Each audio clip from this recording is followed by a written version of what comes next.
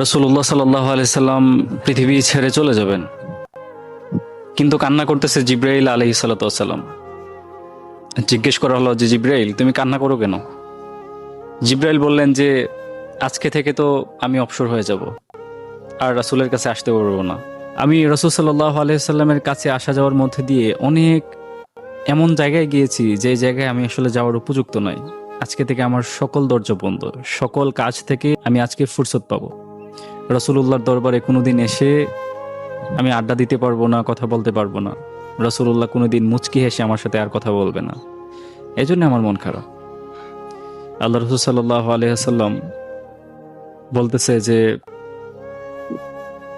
জিব্রাইলকে যে জিব্রাইল, মালাকুল মউত এসেছে, অনুমতি চাচ্ছে, আমার বুকে হাত দিবে নাকি? তবে জিব্রাইল, আমার তো একটা কথা এখনো বাকি, একটা প্রশ্নের জবাব এখনো আমি পাই নাই।